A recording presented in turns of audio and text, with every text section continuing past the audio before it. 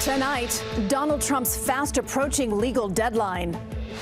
Why he must pay up, posting a nearly $500 million bond, or risk having some of his prized properties seized. I'm Chanel Call at New York State Criminal Court, where Donald Trump faces a moment of truth about his finances.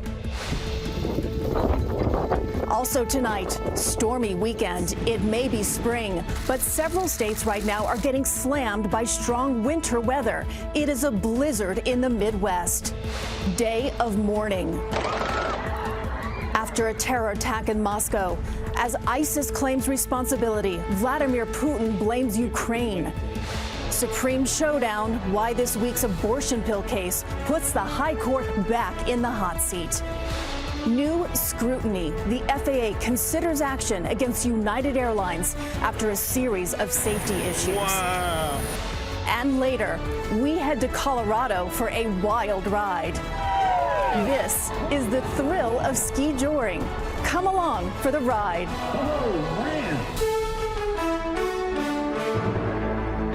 This is the CBS Weekend News from New York with Jerika Duncan.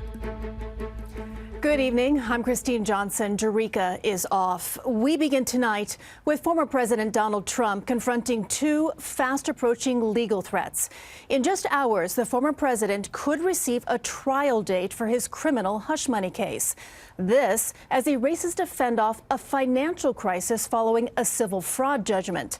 Trump must pay nearly $500 million or face having assets seized. It's all happening here in New York City, and CBS's Chanel Call is outside New York State Supreme Court in Manhattan. Chanel. And Christine, these two legal cases could cement what might be the former president's greatest fears, a criminal conviction and public perception that he simply might not be as wealthy as he claims to be. The clock is ticking for former President Donald Trump. He'll need to post a nearly $500 million bond in order to satisfy his New York civil fraud case judgment. Otherwise, the state could begin seizing properties to pay for it. We have a great company, but they want to take it away. On social media, Trump insists he has the money, but is using a substantial amount for his presidential campaign. But just last week, his lawyers claimed he likely can't come up with the cash after being spurned by over 30 financial lenders. What about foreign money? Well, that creates its own set of political issues, as well as perhaps legal issues, about the influence or potential influence of a foreign government. Trump has asked the appeals court to pause the payment and accept a lesser bond of just $100 million for now. In an appeal to supporters for financial help, Trump fires back, warning the attorney general to, quote, keep your filthy hands off Trump Tower. But seizing Trump's assets will not be an easy process. This is something that could take weeks or even months. Christine? Chanel Call, thank you. Today was a day of national mourning in Russia for the victims of the terror attack in a concert hall on the outskirts of Moscow. At least 137 people were killed. A branch of ISIS did claim responsibility for the attack. And today, the suspected gunmen were formally charged. CBS's Deborah Pata has the latest. Investigators surveying the smoldering wreckage of the aftermath of the weekend massacre near Moscow. On Friday night, armed men in combat fatigues burst into the Crocker City Hall, a popular concert venue, and methodically began shooting the audience before setting the place ablaze. Videos posted on social media showed people screaming and ducking for cover as the gunmen fired round after round of automatic gunfire. Someone's shooting here, this man says. The hall is burning. They've set us on fire. Outside, the building was engulfed in flames. Inside, concert goers tried to escape the relentless gunfire, trapped in a crush of panicked people. Another video shows assailants moving with deadly intent through the complex as they gun people down. The full extent of the horror quickly made clear by a growing line of body bags. The attack comes after the US shared intelligence with Russia, warning that ISIS was planning to strike and advising its citizens to stay away from concert venues. Earlier this week, President Vladimir Putin dismissed the US warning as outright blackmail, but today he was seen leading his country in mourning. In a televised address on Saturday after the carnage, Putin told a shocked nation that 11 people had already been arrested in connection with the brazen attack, including 4 gunmen. And despite the fact that ISIS has claimed responsibility, he used the opportunity to bolster support for his war in Ukraine, now entering its 3rd year. The assailants were moving in the direction of Ukraine, Putin claimed, where they had a Russian border crossing prepared from the Ukrainian side.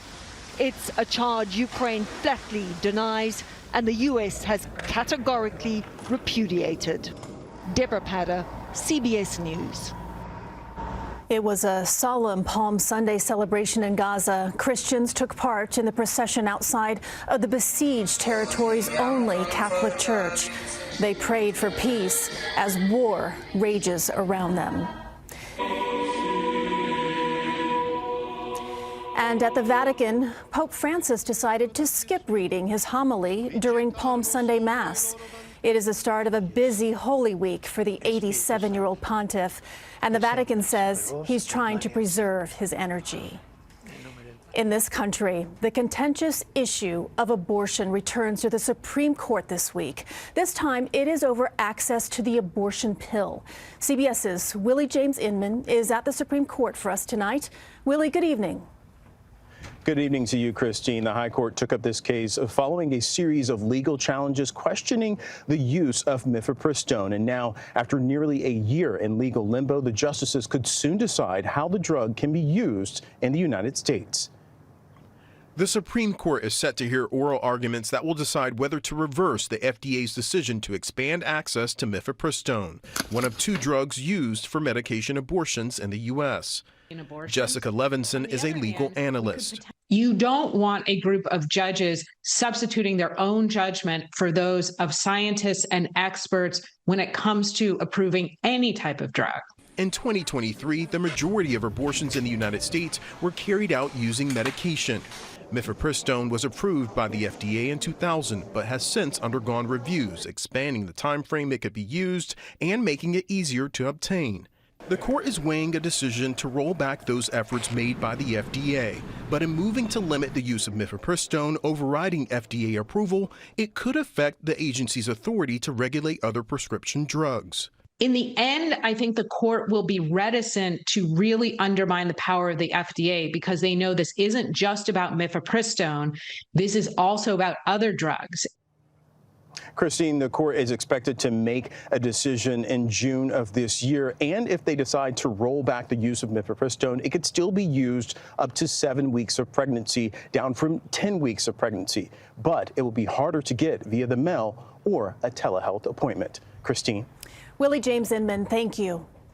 Tonight, the calendar may say spring, but 16 states are under winter weather alerts. A major snowstorm is sweeping across the country from Montana to Michigan.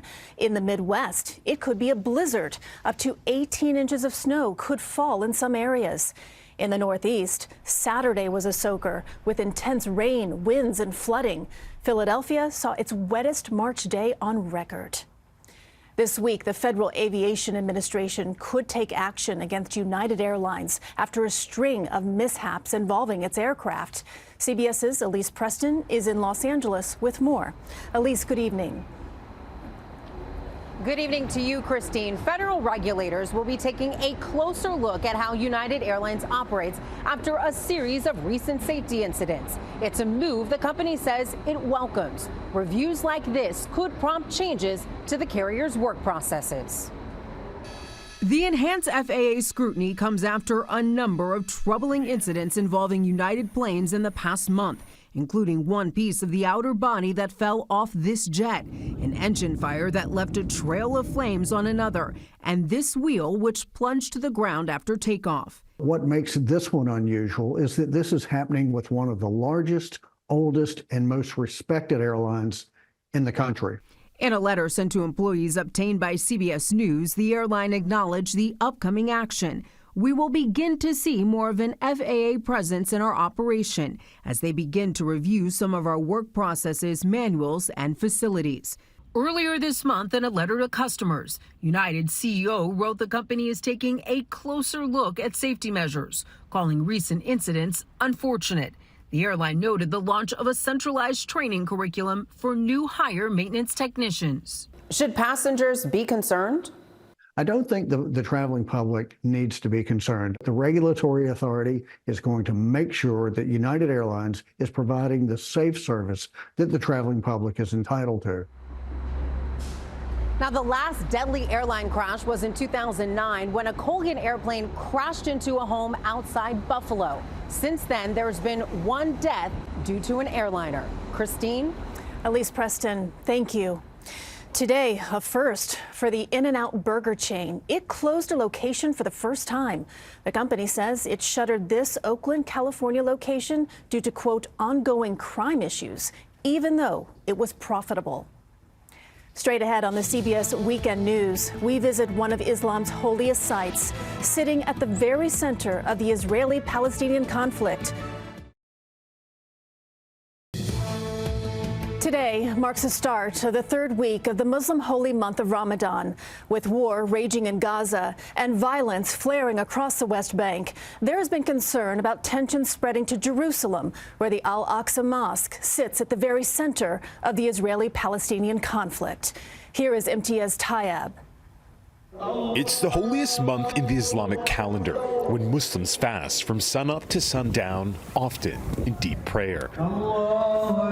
At the Al-Aqsa Mosque in East Jerusalem, it's even more significant. It's extremely important, so it's part of the Quran, part of Revelation, part of our history. We met Mustafa Abu Sway, who's part of the Islamic Waqf Council, which governs the third holiest site in Islam. It really says a lot about how important Jerusalem is to the three major faiths. The cornerstone for peace is to understand the importance of the city for Jews, the Christians, and the Muslims. To give you an idea of the layout of this area, you have the Al-Aqsa Mosque in this complex, the Dome of the Rock, the Qibli Mosque, and then in the distance over there you have the Western Wall, and just down the road you have the Church of the Holy Sepulchre. All three major faiths within walking distance of each other, and it's extremely sensitive at the best of times. Ramadan is a time of prayer, reflection, but also a time of joy and celebration. Is anybody feeling like celebrating this year? I don't think that people are in any, celebratory mood. Brothers and sisters in the Gaza Strip are suffering from unbridled carnage. Last Ramadan, the house of worship was raided by Israeli forces who cited security concerns, with tensions already high and no ceasefire in Gaza. Some are still barred from entering here during the holy month. Israel has for years restricted who can and cannot pray at the Al-Aqsa Mosque. It could be anything from someone's age or where they're from, specifically those from the occupied West Bank. This is a holy place for the Muslims, and there should be no restrictions at all. What does that do for your community to be restricted from a place of worship? This leads to frustration, this leads to anger, this leads to disappointment. We don't need to be in such a situation. A situation that has the potential to inflame already fraught tensions even further. Imtiaz Tayyab, CBS News, at the Al-Aqsa Mosque in East Jerusalem. Next, we move from religion to extreme sport and a picture of perseverance. Now to another historic feat. 40-year-old Jasmine Paris is the picture of exhaustion after becoming the first woman to complete the Barkley Marathons. The punishing race requires runners to navigate 100 miles of rugged Tennessee terrain in 60 hours or less. Paris finished with 1 minute, 39 seconds to spare. Congratulations. Next on the CBS Weekend News, it is a wild ride and apparently as fun as it looks.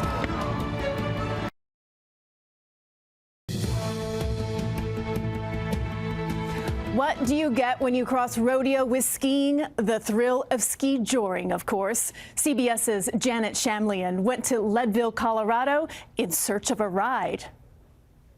Go! It's the wildest winter sport you may never have heard of. Ski joring is an adrenaline-soaked blend of horses, riders, and skiers. Racing through a short course packed with snow at top speed as the skier holds onto a rope for dear life.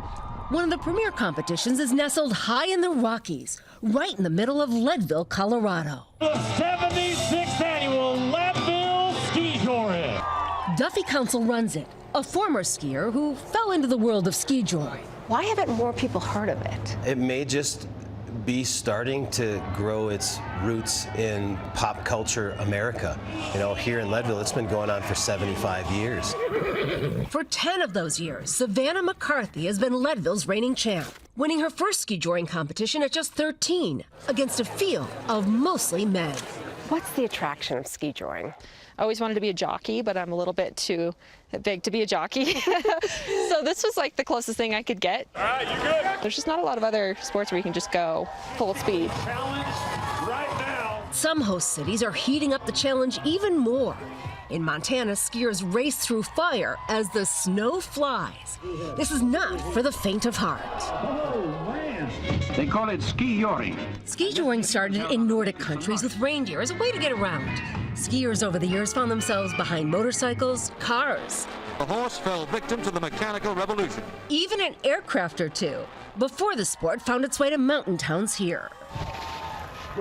McCarthy bravely allowed me on her championship horse, Money. You so got it. Awesome. Who would go on hours later to win Leadville once again. Does it still bring the same adrenaline rush? It does. It's never going to get old, I think, no matter how many times I do it. And you definitely feel like a bit of a celebrity. Kind of hard not to when you've got, like, what, 4,000 people watching you, cheering for you. A mix of ski bum swagger and cowboy culture. The result, one epic ride. Janet Shamlian, CBS News, Leadville, Colorado. And what a thrill. When we return, the store owner scrambling now to fix a costly Easter egg error.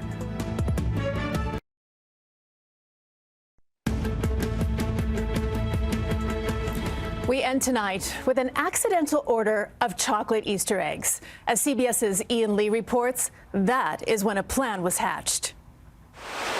A not-so-sweet surprise washed up in a tiny town on Scotland's Orkney Islands, leaving local businessman Dan Ap David with egg on his face. And I thought just 80 individual eggs were coming, but in reality, I'd ordered 80 cases, so that was 720 eggs. You weren't hopping mad when you found out the mistake. I think I probably was a little bit angry with myself. It's no joke. Dan ordered more chocolate eggs than the island's roughly 500-strong population, and they came with a no-return policy. Have they already come up with any cool nicknames for you? I've heard the Eggman of Orkney. Well, you got 7 kids ordering hundreds of Easter eggs. They must have been thrilled. My wife was sympathetic. She was like, oh, it's okay, you know, we all make mistakes. But I could see the glee in the kids' eyes thinking, you know, it's going to be a good Easter this year. It's brought global attention to the remote island, which sits in the North Atlantic. You are kind of, you know, the Easter Bunny's helper because you're bringing all this stuff into the island. Yeah, absolutely, yeah. And I've obviously helped more than usual this year. Are they flying off the shelves? Yeah, literally. I think we're down to about our last 50 now, other than the 100 that were given away. So I'm going to have to sweet talk the wholesalers and try and get a few more. Dan's raffling off 100 eggs to support a local charity, turning a delicious disaster into an excellent opportunity. Ian Lee, CBS News, London. And I will spare you any more puns. That is the CBS Weekend News for this Sunday. Coming up tonight, 60 Minutes. I'm Christine Johnson in New York. Good night.